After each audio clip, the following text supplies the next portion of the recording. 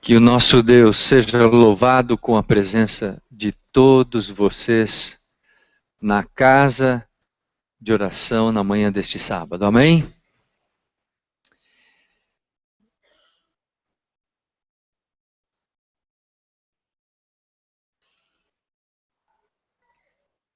Esta é a segunda vez que eu estou nesta igreja. Eu estive aqui o ano passado. Não sei quantos lembram. Estivemos abordando o tema do dom profético, o espírito de profecia e a sua importância para os tempos em que estamos vivendo. E eu queria dizer a vocês, como professor, pastor, pai, educador, que se há um tempo, se há um momento, se há um período na história do povo de Deus em que nós devemos, a cada dia, a cada momento, a cada instante, nos apegarmos à revelação profética da Bíblia, a palavra de Deus, e dos testemunhos da revelação dos escritos, do espírito de profecia, que tem contribuído para a preservação da unidade da igreja, para a preservação do crescimento da igreja, para a orientação do povo de Deus na sua caminhada em direção ao céu. Este é o tempo. E eu não reporto-me apenas aqui aos adultos que estão mais aqui na parte inferior da igreja. Mas eu quero me dirigir àqueles jovens lindos, rapazes e moças que estão lá em cima, adolescentes que me escutam. Deus está falando para vocês nesta manhã. Eu tenho me preocupado muito, com algumas coisas. Eu queria falar isso em 2 ou 3 palavras antes de iniciarmos o estudo da palavra de Deus. Eu não estou com meu celular aqui, eu não sei se alguém tem o celular aqui, mas eu queria fazer apenas uma ilustração. Depois que surgiu esse equipamento chamado celular, quantos estão me vendo aqui? Eu vou subir aqui em cima. A cada dia surgem novos modelos, novas tecnologias, com novos processadores, com novos apps, novos aplicativos, com novidades, coisas que facilitam a nossa comunicação, quer seja dentro ou fora da igreja, quer seja em casa, na família, na escola, no trabalho. Depois que surgiram essas comunicações, essas espécies de componentes, eu, como pastor, como professor, tenho me preocupado bastante em relação a isso. Por quê, pastor? Porque a nossa comunicação tem se tornado cada vez mais superficial. O inimigo de todas as almas tem cerceado o nosso tempo. Cerceado, entende o que eu estou dizendo? Todos entendem ou não? Alguém não entende? O inimigo tem tentado absorver o nosso tempo. O tempo que deveríamos dedicar ao estudo da revelação profética. Estamos dedicando para coisas que são puramente triviais, passageiras. E eu não sei se você sabia, mas há pessoas hoje que não conseguem viver mais sem um negócio desse na mão. Não conseguem. Jovens adolescentes. É como se fosse uma coisa onde você está viciado a isso. E eu tenho dito aos meus alunos de sala de aula, tomem muito cuidado com isso aqui. Porque isso aqui vai destruir essa geração de pessoas. Eu me reporto a adultos, Me reporto a jovens, adolescentes e crianças que estão iniciando o seu processo. Isso aqui está nos afastando de Deus. Ah, pastor Estêncio, mas eu uso isso aqui para convidar os meus amigos para vir ao sábado na igreja. Nota 10. Pastor Estêncio, eu uso o Facebook para falar de Jesus. Nota 1000. Se você está usando isso para proclamar o Evangelho, eu falo para você uma coisa, continue fazendo isso. Se o uso é para essa finalidade, essa função, faça isso. Porque se for para outras finalidades que te afastam, que divergem você do plano original de Deus, da salvação e da redenção, meu querido, pense 50.000 vezes antes de você ligar esse aparelho. Porque tem muita gente que começa o dia apertando esse botão, sem falar com Deus, sem dobrar o seu joelho na pedra, e começam o dia, e vão para o trabalho, daqui a pouco acontece uma coisa, não oram, não pedem a iluminação, a proteção, a direção de Deus. Começam o dia desprotegidos, mas começam o dia falando com seus amigos, dando recados. Olha, vou estar em tal lugar, me espera, estou chegando. Olha, estou aqui, mas não fazem a sua prece, permitindo que Deus esteja com ele. Daqui a pouco acontece alguma coisa e a pessoa ainda tem a coragem de olhar para Deus e falava assim: Senhor, aonde que o Senhor está?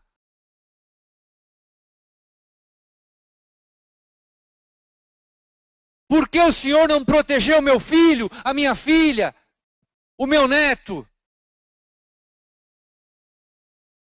E assim começamos o dia, assim começamos a semana, totalmente desprotegidos da graça, da companhia do Espírito de Deus, da companhia dos anjos de Deus, que se afastam de nós quando nós não pedimos a companhia dele. Mas isso aqui nos acompanha 24 horas. 7 dias da semana, 365 dias do ano. Ou no bolso, ou na bolsa, ou em qualquer lugar. E lamentavelmente, amigos, eu preguei um sermão recentemente falando sobre essa questão. Algumas pessoas trazem esse equipamento para a igreja. E dizem assim: pastor, aqui tem tudo, tem a Bíblia, tem o inário, tem tudo quanto é coisa aqui. E justificam a sua atitude dizendo: aqui tem tudo. Mas aqui também tem o quê? Tem outras coisas que divergem a sua atenção dentro da casa de Deus. E eu queria dizer a você, meu querido jovem, minha querida jovem, meu querido amigo, meu querido adolescente, se você está usando isso aqui dentro da casa de Deus, você está profanando o templo de Deus, a casa de Deus. Você está profanando a casa de Deus. E às vezes, ao invés de nós prestarmos um culto presencial, nós prestamos um culto virtual a Deus. Saímos da presença de Deus para entrarmos em uma outra atmosfera, que não é essa, onde nós ouvimos a palavra, onde nós vemos as pessoas, onde nós tocamos as pessoas, onde nós somos sensibilizados pelo poder do Divino Espírito, para comunicar as verdades que nós precisamos para esse tempo que vivemos. E se há um tempo difícil, esse é o tempo em que nós estamos vivendo. Eu tenho 2 filhos, um de 18 e um de 14. E eu sei muito bem o que eu estou falando. Eles também têm esse equipamento. iPhone 5. Ontem eu falei com um deles: filho, leva a Bíblia para a igreja. Era a semana de oração, final da semana de oração, Santa Ceia. Ele falou: papai, eu vou levar a minha Bíblia. Levou a Bíblia. Mas eu vou levar meu celular. Mas papai, fique tranquilo, porque eu não uso o celular mais para nada na igreja, exceto para alguma situação de hino ou de a leitura de um texto. Mas ele levou a Bíblia junto. Deu a sua palavra para mim. Mas quando um jovem entra na igreja e usa isso aqui na igreja para falar com alguém, ele está profanando o espaço, o tempo, o sábado aqui, a casa de Deus. E eu queria dizer isso para vocês, queridos, em alto e bom som. Cuidado, não comece o dia entrando na internet. Comece o dia entrando em contato com a Ethernet. Fale primeiro com Deus, com a Ethernet, a eternidade. E deixe essas coisas como complementos do dia a dia. Por favor. Se você trouxer isso para a igreja, meu querido, desligue, aperte o botão, pegue a sua Bíblia, traga seu inário, traga a sua lição. Isso aqui pode ficar muito bem na sua casa, guardadinho. Os dias são maus. E hoje à tarde eu quero falar com os jovens dessa igreja. Hoje à tarde eu quero falar com vocês sobre aspectos importantes dos tempos em que estamos vivendo. Nós elaboramos, o irmão Paulo Bertazzo preparou uma relação de perguntas, um papel especial que já foi distribuído. Nós vamos abrir para perguntas e respostas, e eu queria responder perguntas dos jovens que estão aqui. Jovens que me escutam. Vocês têm inúmeras perguntas a fazer. Tragam essas perguntas hoje à tarde. Façam perguntas. Tragam dúvidas sobre os tempos em que estamos vivendo, sobre a revelação da palavra de Deus. E eu queria partilhar com vocês esse momento. O nosso programa Jovem hoje começará às 16h30. Anote na sua agenda. 16h30 pontualmente nós vamos começar aqui. Eu vou apresentar um tema especial a vocês. Um tema que vai marcar a vida dessa igreja. E após esse tema, essa exposição, nós vamos então ter um momento de perguntas e respostas onde nós vamos interagir com a igreja na sua totalidade. Nós então esperamos e aguardamos a presença de todos vocês hoje às 4h30 desta tarde. Eu quero que você agora abra a sua Bíblia em Lucas capítulo 20. Abram todos a sua Bíblia. Evangelho de Lucas, capítulo 20. É o terceiro evangelho do Novo Testamento. Escrito por um homem que era conhecido como? Como? Ele era qual era a profissão dele? Ele era um médico. De todos os evangelhos, que são 4 ao todo, Lucas é considerado o evangelho mais fiel aos relatos e às ocorrências que aconteceram na vida de Cristo. Lucas fez um relatório claro, cronologicamente detalhado, de todos os fatos e eventos da vida de Jesus Cristo. E no capítulo 20 do livro de Lucas, há um relato que eu quero chamar a sua atenção nesta manhã. Esse relato conta da história de Jesus. Jesus, ao iniciar o seu ministério, ele foi ao templo e ele realizou uma revolução no templo.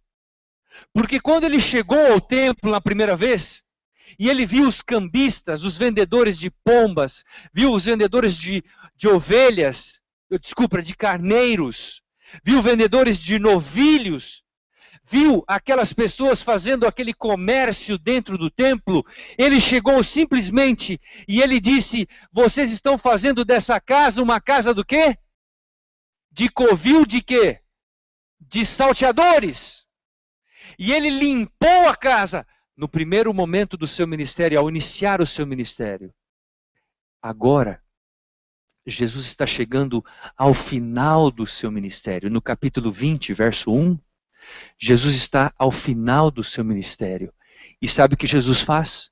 Jesus volta ao templo. Para fazer o quê, pastor Estêncio? Para fazer a mesma coisa que ele fez no início do seu ministério. Jesus tinha que, de novo, purificar o templo. E ele voltou ao templo. E no capítulo 20, verso 1 a 8, Jesus aparece purificando o templo pela segunda vez. Era a última vez que ele ia purificar o templo. Mas acompanhe o relato do que o evangelista Lucas narra nessa história, quando ele diz assim: aconteceu que num daqueles dias, estando Jesus a ensinar o povo no templo e a evangelizar, sobrevieram quem? Quem que sobrevieram a Jesus? Vamos lá. O que diz o seu relato? Não eram pessoas comuns, diz a Bíblia. Os principais o quê? Sacerdotes. E quem mais? Os escribas e juntamente com eles quem? 3 classes de pessoas. Eram quem? Líderes, anciãos, escribas e sacerdotes. Portanto, era a liderança do povo de Deus. Chegaram a Jesus e chegaram de forma furiosa, nervosa, tempestuosa. E colocaram Jesus no paredão. Quantas vezes Jesus foi colocado no paredão? E olha só o relato que diz. Verso 2. E o arguiram nesses termos. Arguir quer dizer o quê, hein? O que quer dizer arguir? Jovens, perguntar, questionar, perquirir, duvidar. Arguiram nesses termos. Dize-nos, com que autoridade fazes essas coisas? Com que autoridade fazes essas coisas? Ou quem é que te deu essa autoridade? De onde vem essa autoridade que o Senhor está usando? Verso 3. Respondeu-lhes Jesus: também eu vos farei uma pergunta. Dizei-me, o batismo de João era dos céus ou dos homens? Então eles arrazoavam entre si. Se dissermos do céu, ele dirá: por que vocês não acreditaram nele? Mas se dissermos dos homens, o povo todo nos apedrejará, porque estavam convictos de ser João o quê? O quê? Profeta. Verso 8. Ou melhor, verso 7. Por fim responderam que não sabiam. Não sabemos então. Jesus então replicou: pois nem eu vos digo com que autoridade faço estas coisas.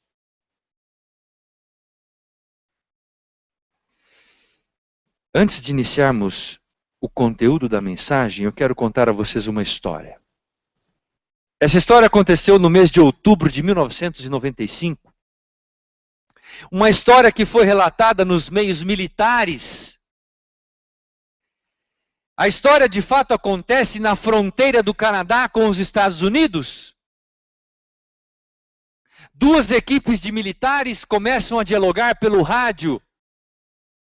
Uma embarcação imensa americana, um porta-aviões, com fragatas, com contra-torpedeiros, e um capitão dirigindo aquele navio, começa a dialogar com as autoridades canadenses. E as autoridades canadenses se dirigem à embarcação dizendo: por favor, notem a expressão, por favor, redirecionem o curso de sua embarcação 15 graus ao sul para evitar uma colisão. Mas em resposta, os americanos afirmam: não! Nós recomendamos que vocês redirecionem sua rota 15 graus para o norte para evitar uma colisão. Os canadenses respondem: negativo. Vocês devem mudar o curso do seu trajeto 15 graus para o sul para evitar uma colisão. Os americanos respondem automaticamente: esse é o capitão do navio da Marinha dos Estados Unidos e eu digo, mudem o seu trajeto. Os canadenses respondem: não, repito, mudem o seu trajeto. Parece que essa conversa, esse diálogo não vai dar certo. Alguma coisa vai acontecer aqui. Então o capitão daquele porta-aviões pega o microfone e, enfurecido, em tom de ordem, de comando, de voz de comando, ele afirma: aqui é o porta-avião Lincoln, o segundo maior porta-aviões da Marinha Americana. Nós temos 3 fragatas, 3 contratorpedeiros e muitas embarcações de apoio. Eu exijo a vocês, mudem o seu trajeto 15 graus para o norte, ou então providências severas serão tomadas para a proteção e segurança desta embarcação.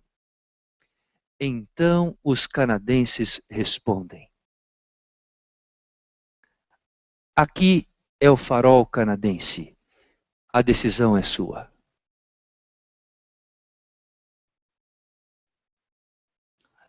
Aqui é o farol canadense, a decisão é sua.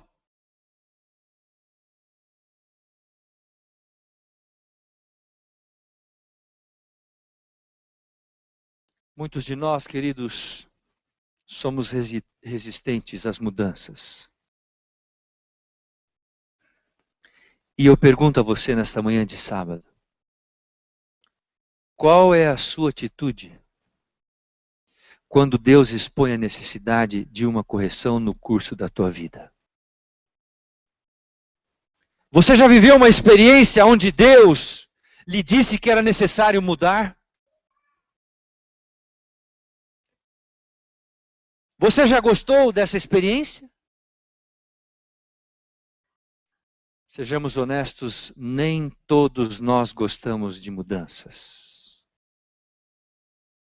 De fato, a maioria das pessoas não gosta que lhes digam que devem mudar, sobretudo quando se refere a algo que já é parte do seu estilo de vida, ou mesmo da sua própria conduta, ou do seu caráter. Por vezes, nos revoltamos e queremos que Deus mude a sua posição, ao invés de nós mudarmos a nossa própria posição. Logicamente, nós não desafiamos a Deus de forma direta, mas indiretamente, na tentativa de tirar a autoridade de Deus e de suas mensagens, nós pensamos que Deus, quem sabe Deus não se importa se eu fizer alguma coisa da minha própria forma, do meu próprio jeito, da minha própria maneira. Quem sabe Deus não vai se importar se eu fizer alguma coisa que está contrariando a sua revelação do meu próprio jeito e da minha própria maneira. Dessa forma, queridos, nós ainda podemos aparentar sermos bons cristãos, devolvermos os dízimos, as ofertas, virmos à igreja todo sábado, participarmos do estudo da escola sabatina, sermos desbravadores, mas ainda assim continuarmos a fazer as coisas do nosso próprio jeito. Não de acordo com aquilo que Deus disse para que nós fizéssemos. Não de acordo com o assim diz o Senhor. E entra sábado e sai sábado. Entra domingo e sai domingo. Entra quarta-feira e quarta-feira. E nós continuamos fazendo as coisas do nosso próprio jeito.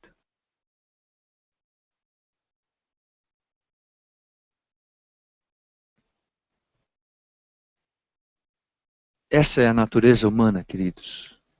Nós somos todos assim. Ninguém aqui é diferente um do outro. Somos todos humanos, pecadores, falidos, mortais. Nós carecemos do poder, da graça, da direção e da ação do Divino Espírito atuando em nós 24 horas por dia, sem um minuto de exceção.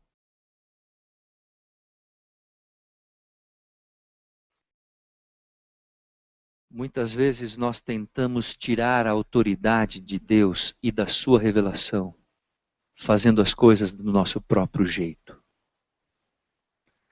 Na ilustração que eu contei dessas duas equipes de oficiais da Marinha, parece que ambos manifestaram a sua teimosia e relutância por um tempo.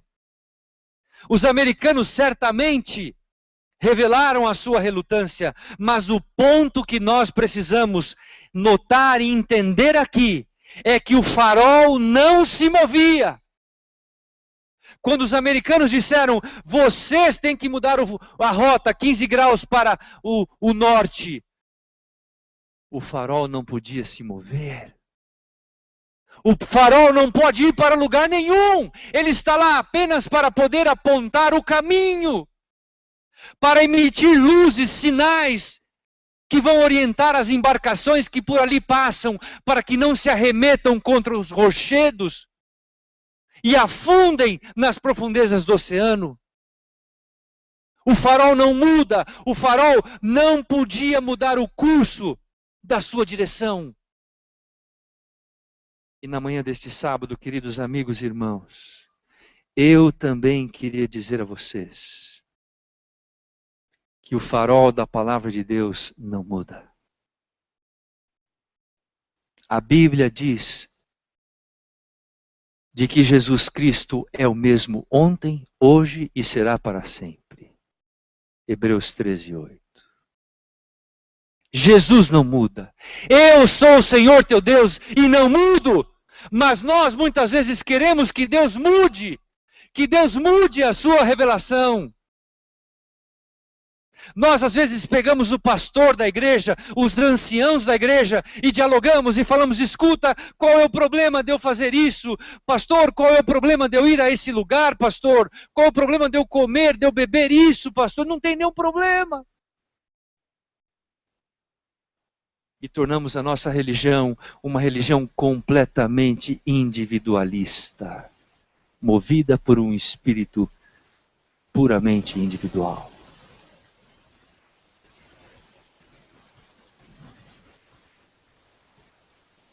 Muitas vezes nós queremos que Deus mude as suas regras. Mas esta manhã eu queria refletir com vocês sobre 3 questões. Eu queria postular a vocês 3 grandes perguntas. Levantar essas questões para que você pudesse refletir comigo sobre essas 3 grandes perguntas. Primeira pergunta. Como o dom de profecia tem sido usado para guiar a igreja de Deus ao longo de sua história? Como que o dom de profecia tem conduzido esta igreja ao longo da sua caminhada, ao longo de sua trajetória? Tem você percebido isso? Tem você notado a maneira como Deus tem conduzido esta igreja por meio da sua revelação? Do assim diz o Senhor? Sábado após sábado nós nos reunimos aqui como um grande corpo de Cristo. Alimentamos a mesma fé, a mesma esperança, alimentamos a mesma certeza na breve volta de Jesus Cristo. E isso tudo, queridos, é explicado por um só motivo. Porque nós temos o quê? Uma revelação. Que é a revelação da palavra de Deus. A Bíblia. O grande farol que guia esta igreja. E os testemunhos da revelação do Espírito de profecia, que nos ajudam a encontrar de forma ainda mais próxima, andarmos próximos à palavra de Deus, para podermos encontrar o caminho certo que nos levará à Canaã celestial.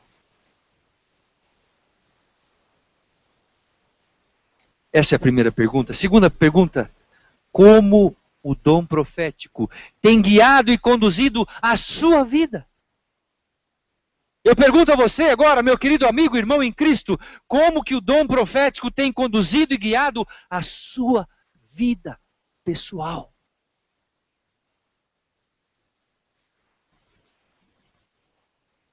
Terceira pergunta. Tem você sentido e experimentado as bênçãos que o dom de profecia tem trazido à sua vida e à sua igreja? Tem você experimentado isso?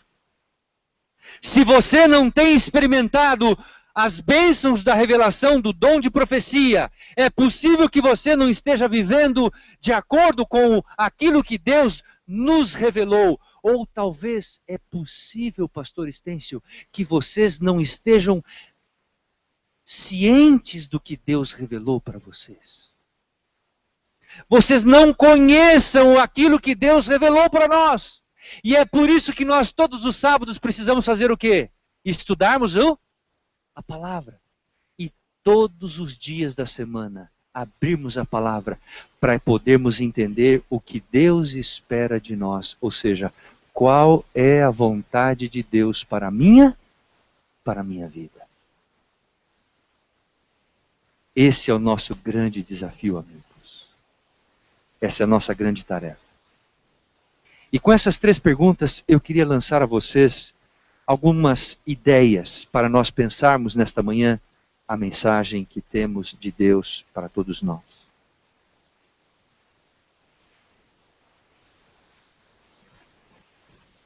Em muitas circunstâncias, nós não experimentamos as bênçãos porque às vezes não aplicamos esses conselhos, como eu acabei de dizer. E de fato, quando olhamos para a história do povo de Israel, esse foi o grande problema que impediu Israel de entrar na terra prometida. E eu pergunto a vocês, vamos ver se vocês estão afiados. Qual foi o grande pecado do povo de Israel que impediu-os de entrar na terra prometida? Começa com a letra I. Quem falou? Fale alto. Incredulidade. Eles não creram naquilo que Deus havia o quê? Revelado. Começaram a desconfiar. Começaram a viver um outro caminho. E eu vou falar aqui uma coisa, hein? Começaram a criar atalhos. Você já fez algum atalho na sua vida? Há um ditado em português, de Portugal, que diz assim: os portugueses de Portugal, eles dizem assim: quem busca atalhos encontra trabalhos. Cuidado, porque às vezes um atalho pode ser o que para você? Uma encrenca, um trabalho a mais na tua vida. Não tente fugir daquilo que Deus criou, daquilo que Deus estabeleceu para você. Às vezes, amigo, quando nós agimos de forma incrédula, nós colocamos a autoridade de Deus em descrédito. E eu queria fazer uma pergunta para vocês, com base nisso.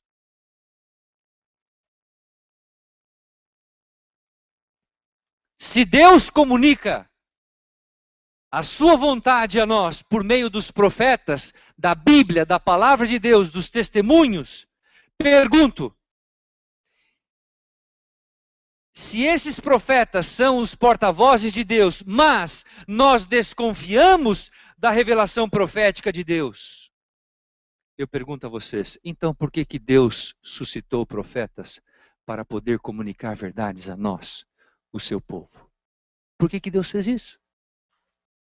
Por que Ele estabeleceu os profetas? Qual a finalidade? Se muitas vezes nós não damos crédito para as suas orientações. E eu quero trazer 2 histórias da Bíblia para vocês. 2 supostas possibilidades. Vamos imaginar primeiramente o caso de Natã e Davi. Davi havia cometido um pecado gravíssimo com Betseba.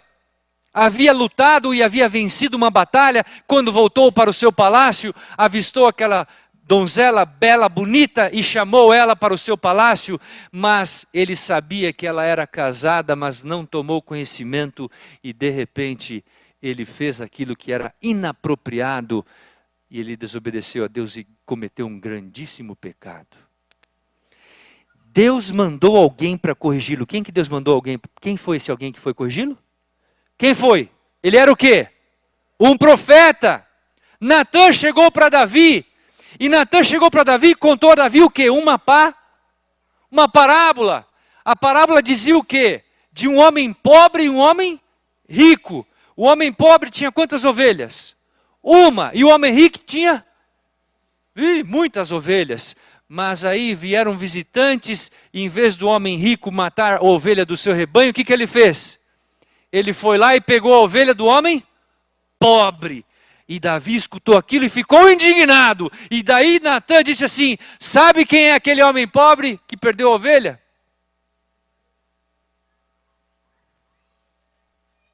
Sabe quem é o homem rico que roubou a ovelha daquele homem pobre? Desculpe. Sabe quem é o homem rico que roubou a ovelha daquele homem pobre? Não! Me diga que eu vou pegá-lo agora. É você. Hã? Eu? Mas imagine que Davi olhasse para o profeta Natã e dissesse assim: o profeta Natã, essa eu acho que é a sua opinião. O Natã, eu penso que essa é a sua interpretação da história. Eu não penso bem assim, não. Eu tenho uma outra interpretação dessa realidade. Imagine que Davi desse essa resposta a Natã. Natã seria o quê? Totalmente descredibilizado. Mas vamos a um outro caso da Bíblia. Vamos a Elias. Elias e o rei Acabe. Havia uma grande apostasia em Israel. E de repente Elias vai até o rei Acabe. Ele toma coragem, entra naquele palácio para corrigir o rei Acabe. E de repente o rei Acabe se dirige a Elias e fala assim: você é o grande problema desse povo de Israel. Você é o grande causador de todas as mazelas desse momento que estamos vivendo. Mas Elias se dirige ao rei e diz assim: não sou eu, é você. Você que está adorando ao rei, ao Deus Baal. Você que se apostatou, que se corrompeu, você que se casou com uma prostituta, uma mulher filisteia, você está abandonando os caminhos de Deus. Agora imagine se Acabe voltasse para Elias e dissesse: profeta Elias, eu acho que essa é a sua opinião, profeta Elias. Eu não penso bem assim, profeta Elias. Eu tenho uma visão diferente do assunto. Essa é a sua visão, a minha visão é outra. E eu quero com isso dizer o seguinte: aqui temos um educador sentado, aliás, dois educadores, né? Não sei se tem mais algum professor aqui. Tem professor aqui ou não? Você é professora? Nós estamos vivendo hoje num mundo de achismos. Eu acho isso. Eu acho aquilo, pastor. E quando um acha isso e o outro acha aquilo, e o que está lá naquela fileira acha uma outra coisa, e a gente vai tentar reunir todos os achismos, o que a gente vai encontrar? Nós vamos virar o que? Um grande conflito. Porque se cada um achar o que bem entende, sabe o que vai acontecer? Nós não vamos chegar a lugar nenhum.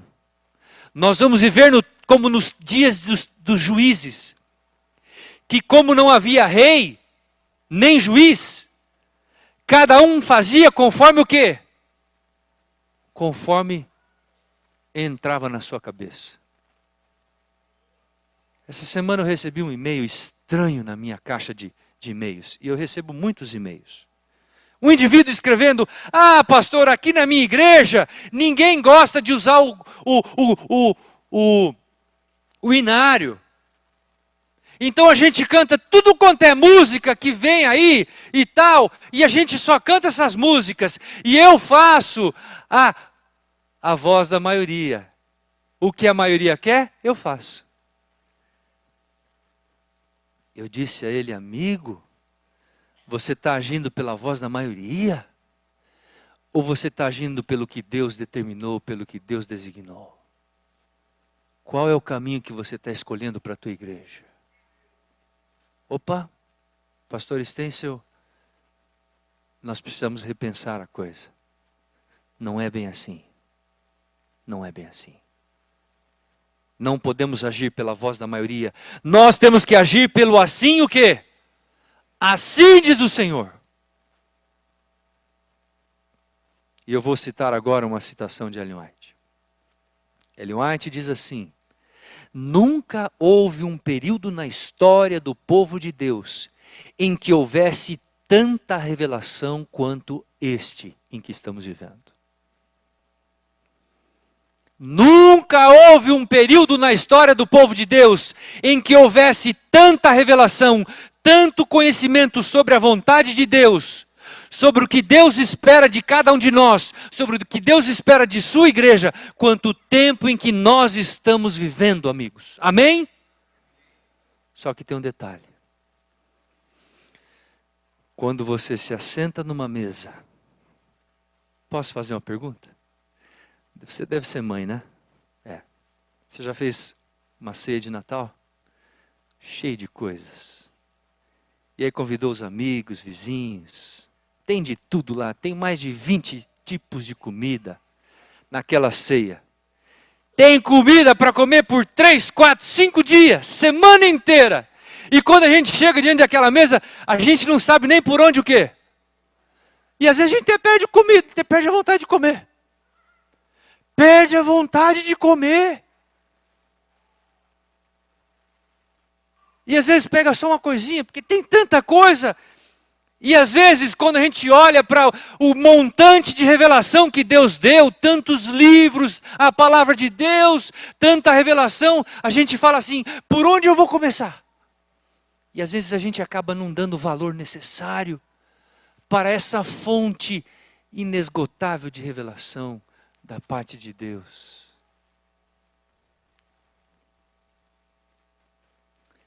A Bíblia diz que no final dos tempos haverá um tempo do quê? Haverá um tempo do quê? De fome. Fome do quê? Quem me diz? Fome do quê? Do conhecimento da... Ah, meu amigo, essa vai ser a fome determinante. Não vai ser fome de barriga, não vai ser fome do estômago, não. Vai ser fome do conhecimento da palavra de Deus. E vou dizer uma coisa a você, meu querido jovem, minha querida jovem, meu querido amigo, irmão em Cristo. Aquele que não tiver se alimentado hoje do pão espiritual, quando chegar esse período, vai morrer anêmico. Não vai ter forças para suplantar aquele tempo de angústia, de provas, de perseguição. Não vai ter tempo. Nós só damos valor para a revelação de Deus quando nós não temos conhecimento dela.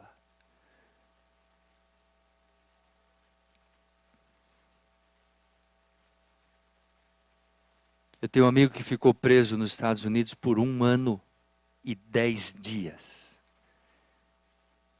Ele ficou numa cela de segurança máxima.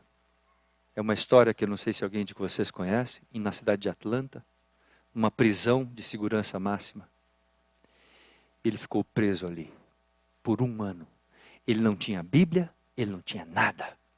Ele disse, foi o ano mais desafiador da minha vida. Porque era Deus no céu e eu dentro daquela prisão. No verão, eu passava frio, porque eles ligavam o ar-condicionado a uma temperatura de quase 5 graus centígrados. E eu tinha que dormir com roupões e com casacos. E no inverno, quando fazia frio lá fora, eles colocavam um ar-condicionado quente e eu tinha que tirar toda a roupa para poder dormir. Mas eu não tinha nada na minha mão, exceto uma caneta e algumas folhas em branco, porque eles não deixavam entrar nada na minha cela. E naquele ano, meus queridos, ele entendeu o que é a Bíblia e qual é a importância da revelação do dom de profecia na vida de um cristão. Porque ele ficou 1 ano sem ter contato com a Bíblia. Só vivendo da oração. Queridos, eu queria chamar a sua atenção nesse momento e dizer a você uma coisa. Quando Deus envia um profeta com uma mensagem para a sua igreja, primeiro, Ele coloca a sua honra. Junto com aquela mensagem está a honra de Deus. Segundo, está o caráter de Deus junto com aquela mensagem. Terceiro, Junto com a mensagem está a expressão da vontade de Deus. E quarto, está também a sua autoridade. E ninguém de nós podemos destituir a autoridade da palavra de Deus, dos testemunhos de Deus.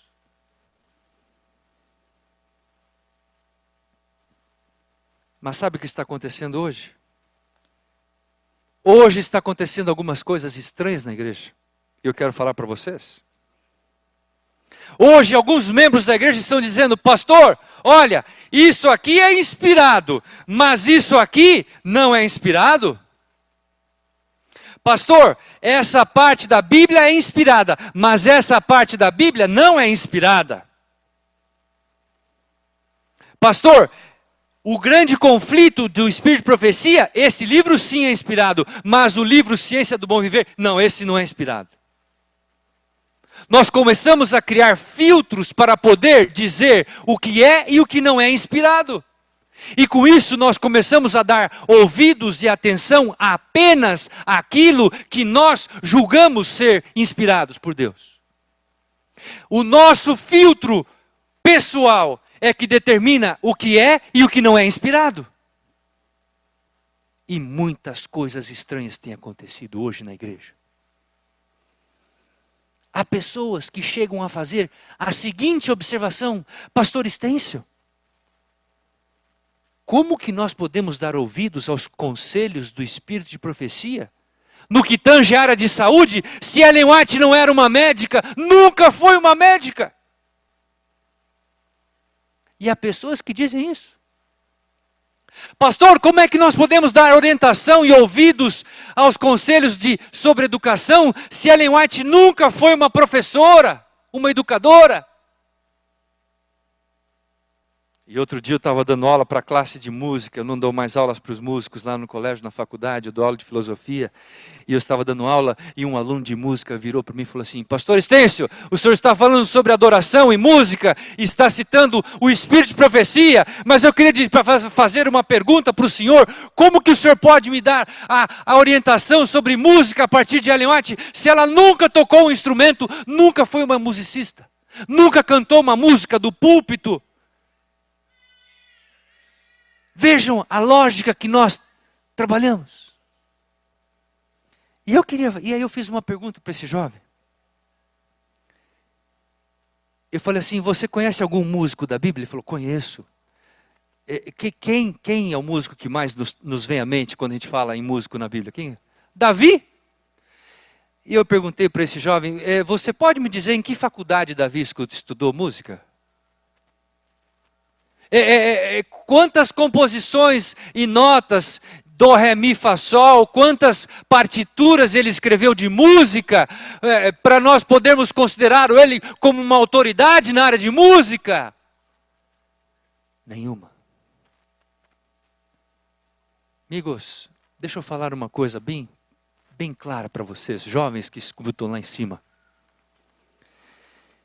Deus não trabalha como a gente pensa. A palavra de Deus, a Bíblia nos diz, lá em Coríntios, que Deus fez as coisas loucas desse mundo para confundir as sábias. Deus fez as coisas fracas desse mundo para confundir as fortes. E Deus fez as coisas desprezíveis desse mundo para confundir aquelas que não são desprezíveis.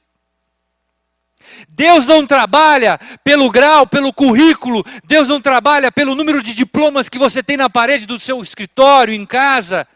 Deus usa pessoas humildes, simples, que estão vazias de si para serem cheias do Espírito Santo. E é essas que Deus escolhe, é essas que Deus aponta para ser o seu porta-voz, para ser o seu comunicador perante o povo. Mas às vezes a gente quer criar filtros e dizer: não, isso aqui, isso não vale, aquilo ali não vale. E a gente quer despir o profeta da sua capacidade de ser profeta, para torná-lo uma pessoa comum como a gente. É isso que a gente tenta fazer. Não é assim? Então vamos encerrar agora Vamos ao texto. Vamos voltar ao texto, Lucas 20, abra sua Bíblia em Lucas 20. Jesus com aqueles indivíduos. Nosso tempo já se foi. Nós estamos juntos aqui. Vocês estão com fome aí? Mas a palavra de Deus os alimenta. Sim ou não? Estão firmes? Vamos em frente. Mais alguns minutos e a gente já encerra. A palavra de Deus nos diz em Lucas 20 que Jesus estava com aqueles indivíduos. E Jesus, ouvindo a interpelação daqueles indivíduos, Jesus, ele se cala. E essa passagem, essa perícope dentro do contexto da linguagem teológica, esse pedaço de Bíblia, esse pedaço de texto bíblico que está lendo, que nós lemos, é uma coisa que às vezes nos traz o quê? Dúvidas. Por quê? Por que Jesus não respondeu à pergunta dos fariseus, dos escribas e dos sacerdotes? Por quê? Jesus não era evangelista. Ele não tinha que conquistar todos para o seu reino. Mas ele se nega a responder a pergunta daqueles grupos de pessoas. Ele diz, então vocês vão me responder uma outra pergunta. O batismo de João era do céu ou da terra? Jesus não responde a pergunta para eles. Jesus não convida eles para o seu reino. Mas ele apenas dá a eles uma pergunta que coloca... Vejam, eu disse para vocês que os sacerdotes quiseram colocar Jesus aonde? No paredão. E quem foi para o paredão? Eles mesmos. Percebe que Jesus ele sempre inverte o polo das coisas, né? As pessoas querem pegá-lo de um jeito, ele põe as pessoas de volta para uma outra situação. Respondam-me, de quem era o batismo? A pergunta é, por que Jesus elaborou aquela questão para eles, naquela circunstância? Por quê? Porque Jesus não começou a pregar de Moisés, dos evangelhos, dos símbolos, que ele era o Cordeiro de Deus, que ele estava ali para salvá-los, que eles tinham que se arrepender dos seus pecados. Por que ele não deu um sermão para aqueles homens? Mas ele falou assim, escuta, o batismo de João era da onde? Só isso? E essa é a pergunta que eu quero fazer para essa igreja hoje, nesse sábado de manhã, queridos. E é a lição mais importante desse sermão para nós encerrarmos esta mensagem. Jesus disse aos escribas, aos sacerdotes e anciãos, de onde que era o batismo de João. E eles arrazoaram entre si de forma maldosa, dizendo, se dissermos que é do céu, ele vai dizer, por que não acreditaram? Se dissermos que ele era da terra, vai dizer o quê? Que João Batista era um profeta. E por que vocês não acreditaram na mensagem de João Batista? E aí eles respondem, nós não sabemos. Não sabemos. Ah, vocês não sabem? Nem tampouco eu sei com que autoridade eu faço essas coisas. E Jesus encerra a conversa ali. A pergunta é, por que Jesus encerra a conversa dessa maneira? Sabe por quê? Porque quando um indivíduo, quando um cristão, quando um seguidor de Deus não dá ouvidos à voz de um profeta, pode vir aqui o Filho do homem, pode vir aqui o Filho de Deus, pode vir aqui ele encarnado, pregar para vocês, e se vocês não deram a voz do profeta, o Filho do homem não vai convencer vocês. Ele não vai convencer vocês. Não adiantaria nada Jesus ter dito uma palavra para aqueles homens. Porque eles já haviam rejeitado a mensagem de que profeta? João Batista, que Jesus usou na própria resposta para eles. João Batista, a pregação dele era do céu ou da terra? Se vocês não creram nele, vocês também não vão crer em mim. Por que vocês querem saber se a minha autoridade é do céu ou da terra? Porque João Batista falou sobre a minha autoridade. Ele disse que eu deveria vir a esse mundo. E a mensagem dele foi, qual foi a mensagem de João Batista? Arrependei-vos, pois é chegado o quê? O reino dos céus. E eles não creram em João Batista. Por sinal, o que fizeram com João Batista? Vamos ao capítulo 23 de Lucas? Vamos a Lucas 23. Abra lá a sua Bíblia. Um pouquinho mais à frente.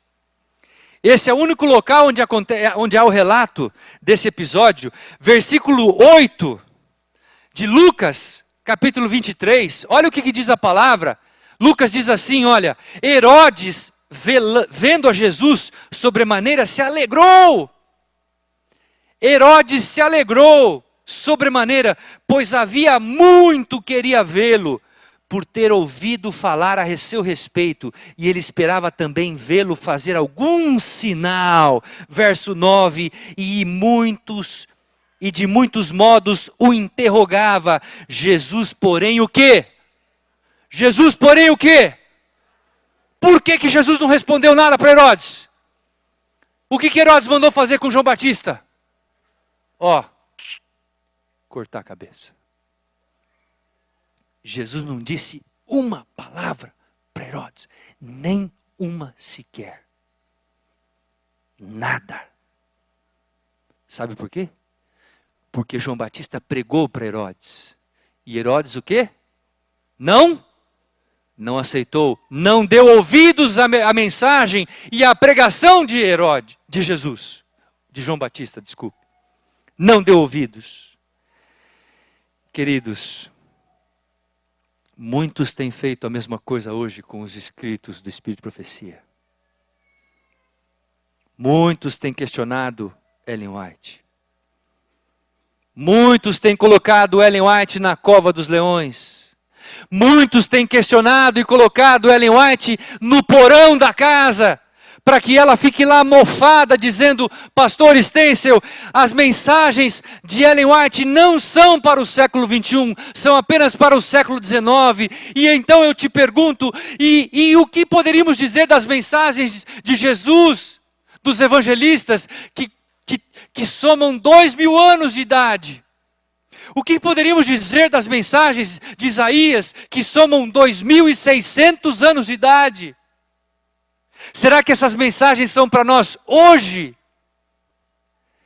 E quando eu fico pensando, pare para pensar comigo uma coisa. Nos 2000 primeiros anos da história, quando Deus destruiu a terra por meio do dilúvio, o que Deus fez antes dele destruir a terra com o dilúvio? O que ele fez? Ele chamou um profeta. Quem era o seu nome? Quantos anos ele pregou? 120 anos. E ele fez com que Noé anunciasse em alto e bom som para todos os habitantes da terra que Deus estava preparando uma destruição geral, global da terra. 8 pessoas creram e entraram na arca. O resto morreram.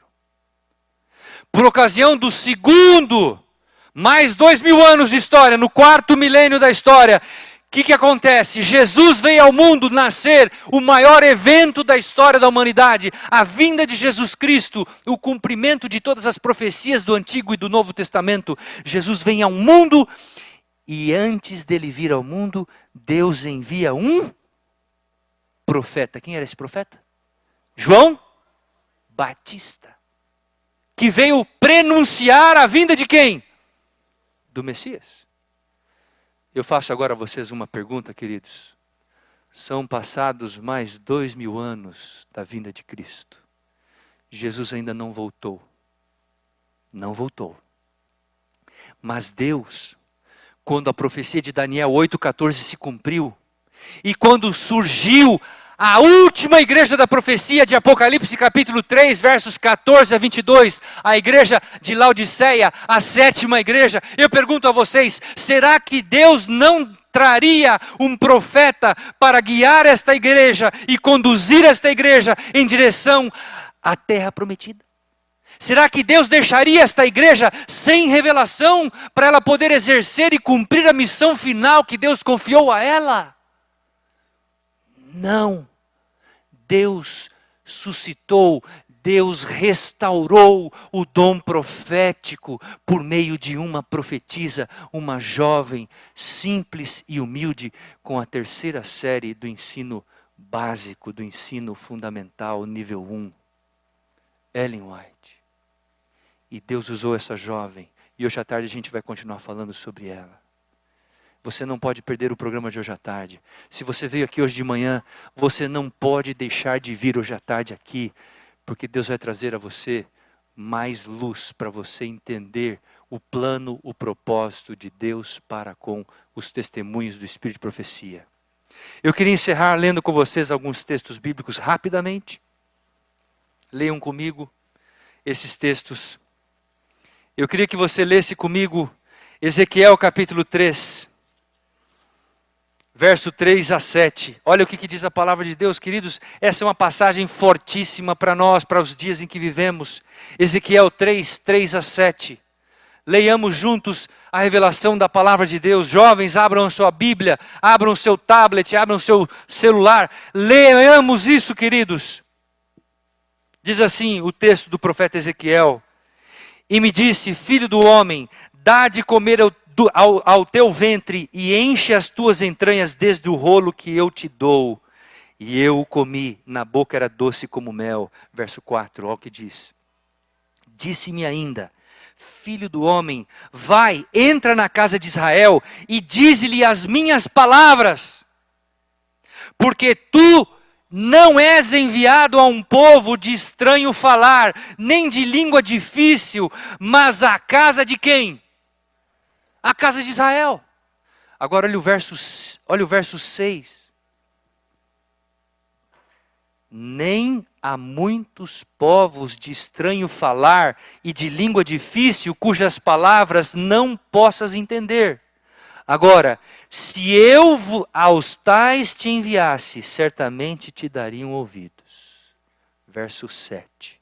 Mas a casa de Israel não te dará ouvidos, porque não me quer dar o quê?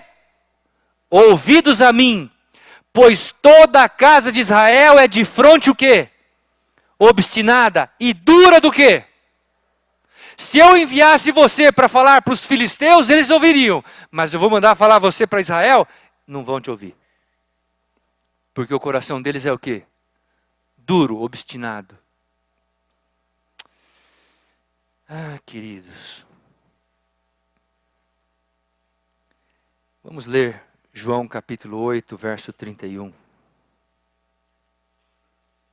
Evangelho de João 8, 31. Abra a sua palavra. Abra a sua Bíblia. João 8, 31. Olha só o que diz a palavra de Deus em São João 8, 31. Diz assim: disse, pois, Jesus aos judeus que haviam crido nele: se vós permanecerdes aonde? Na minha palavra, sois verdadeiramente o quê? Se vocês permanecerem na minha palavra, vocês serão conhecidos como meus discípulos. Mas agora, olha o verso 37 do mesmo capítulo. E esse verso eu estava lendo hoje na minha meditação antes de vir para cá. E eu me surpreendi, porque cada vez que a gente lê a Bíblia, a gente se surpreende. Verso 37 diz assim: bem seis que sois descendência de Abraão, contudo procurais o quê? Matar-me. Porque a minha palavra o quê? A minha palavra não está o quê? Quando a palavra de Deus não está em nós, o que nós estamos fazendo com Jesus? Matando, porque nós estamos dando um falso testemunho a respeito da sua pessoa. A minha palavra não está em vós e vocês querem me matar. Último verso. Mesmo capítulo, verso 51. São João 8, 51 diz assim: em verdade vos digo, se alguém guardar a minha palavra, não verá o quê? A morte e o quê? Eternamente. Se alguém guardar a minha palavra, não verá a morte eternamente. Amém? Que Deus seja louvado. Que nós possamos guardar a palavra de Deus. O farol, a lâmpada para os nossos pés. Que nós possamos guardá-la em nosso coração, em nossa vida. E não apenas guardá-la, como também o quê? Praticá-la. E não somente praticá-la, como também o quê? Testemunhá-la. Falar do amor de Jesus por meio da sua palavra, por meio da sua revelação. Usando todo o conhecimento dado por Deus, por meio do dom profético. Que Deus a todos abençoe. E que Deus nos traga aqui de volta hoje às 4h30 para continuarmos estudando a sua palavra. É o meu desejo e a minha oração. Amém.